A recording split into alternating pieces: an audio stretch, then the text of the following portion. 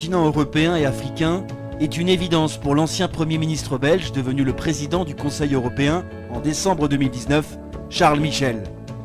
Il fut convaincu dès son plus jeune âge des vertus du partenariat transversal Afrique-Méditerranée-Europe. Une conviction transmise par son père, Louis Michel, vibrant défenseur du partenariat euro-africain, en tant que commissaire européen au développement et à l'aide humanitaire, puis en tant que député européen.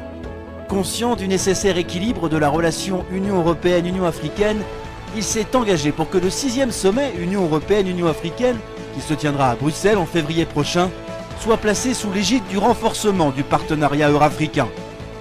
La relation est en effet asymétrique. 32% des exportations africaines vont vers l'Europe, tandis que seuls 4% de celles de l'Europe sont destinées à l'Afrique.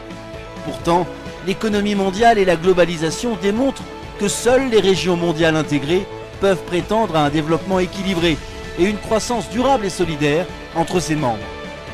L'espace économique européen, associé à la zone de libre-échange du continent africain, ferait quasiment jeu égal avec l'accord Canada-USA-Mexique. D'une forte délégation du Conseil européen, comme de la Commission européenne, confirme que l'Union européenne est un acteur stratégique et déterminé à œuvrer à la stabilisation et la sécurisation de l'Afrique. Et ce, alors que le président Macky Sall assumera la présidence de l'Union africaine en février 2022 prochain.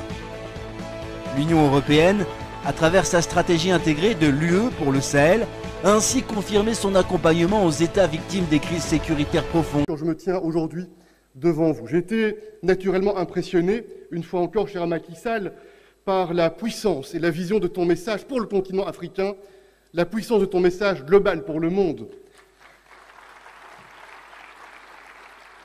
J'ai été, bien sûr, touché, ému par la sincérité et la force du message exprimé par le président Cyril Ramaphosa, spécialement sur la question du Covid et des vaccins, et bien sûr, j'y reviens un instant.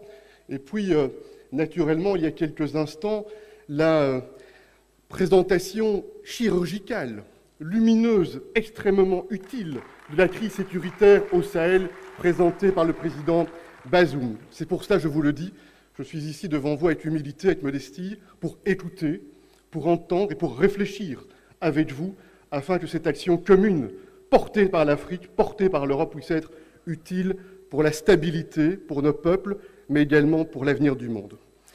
Mesdames et messieurs, ça n'est pas un secret. Cela a été d'ailleurs évoqué. Nous avons, leaders africains, leaders européens, l'ambition de nous retrouver à Bruxelles pour le prochain sommet entre l'Union africaine et l'Union européenne, après le sommet d'Abidjan. Et beaucoup de choses se sont passées dans le monde depuis ce sommet d'Abidjan. Et je voudrais partager avec vous cet espoir et formuler peut-être quelques idées, quelques réflexions à l'approche de ce moment que j'espère sera un moment différent, un moment qui pourra, je l'espère, donner un élan, donner une impulsion, avec cette idée portée par de plus en plus d'amis africains, d'amis européens, cette idée d'une nouvelle alliance Afrique-Europe, d'un nouvel engagement bâti autour, j'en soumets la proposition, d'un double pacte.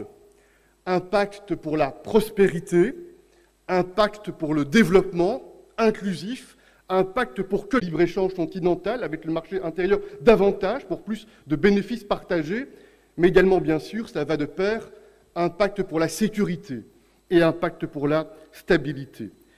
Mais avant de venir sur ces pactes et ces engagements, il me semble qu'il est utile, en préparation de ce sommet, de tenter de décrire, dans le respect mutuel, quels devraient être les principes fondateurs pour ce changement de logiciel que j'espère plutôt changer le paradigme de ce partenariat entre l'Afrique et l'Union est confronté à une double transition.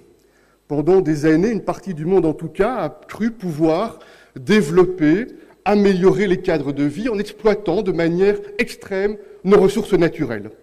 Et nous voyons bien, on était nombreux à être ensemble, ce modèle arrive à une limite et que l'on doit donc courageusement, dans la coopération internationale, se poser la question de la manière dont on va développer ce nouveau logiciel économique et social pour l'avenir. Et dans ce cadre-là, évidemment que l'on doit être effectif, pragmatique et concret, et envisager aussi les transitions qui vont être nécessaires afin de réussir à ce que chacun, sans laisser personne au bord du chemin, puisse être pleinement part de cette société nouvelle qui prend en considération le changement climatique, non pas seulement comme une opportunité pour innover, comme une opportunité pour revoir des modèles de développement à la question de la sécurité.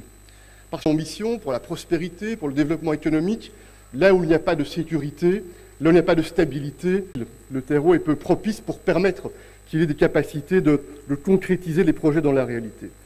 Et sur ce sujet-là, je partage aussi les points qui ont été exprimés avec la nécessité, j'espère qu'on